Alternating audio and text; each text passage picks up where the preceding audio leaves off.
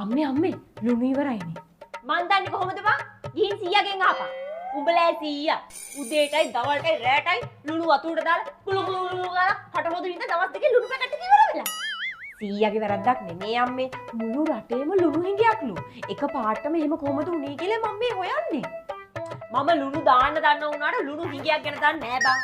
අයියෝ මේ අම්මගෙන් අහනවට වඩා හොඳයි දෙයක් මම සීයාගෙන් අහලා දැනගන්න එක. ඔව් ඉතින් උඹලටත් මොකක් හරි ප්‍රශ්නයක් වුණාම මතකින් උඹලගේ මහලුකු සීයා විතරයි.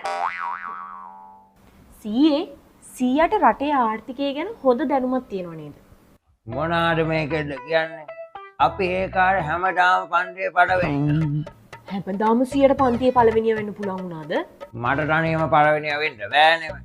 අපි ඒ කාලේ හැමදාම පන්තියේ පළවෙනිය කියන්නේ. කිව්වේ පන්තියේ පළවෙනිය හැර අනිත් ඔක්කොගම ලකුණු එකතු කළාම පන්තියේ පළවෙනියට වඩා ලකුණු වැඩිනේ.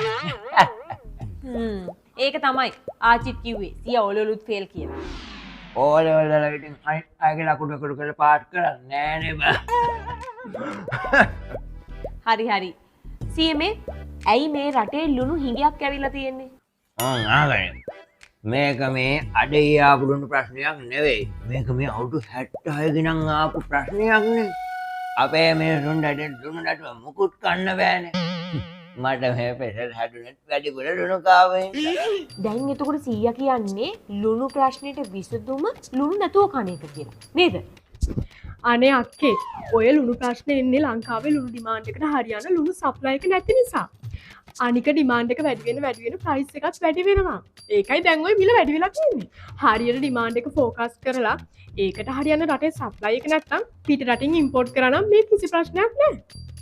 මෙච්චර චූටියට ඉඳලා ඔච්චර දේවල් දන්නේ කොහොමද තමුසේ? ඇයියෝ දන්නේ නැද්ද? මම ෆෝන් වලට ස්ටැට් වලටයි ක්ලාස් යන්නේ එනුක එක්නත් සර් ළඟට කියලා.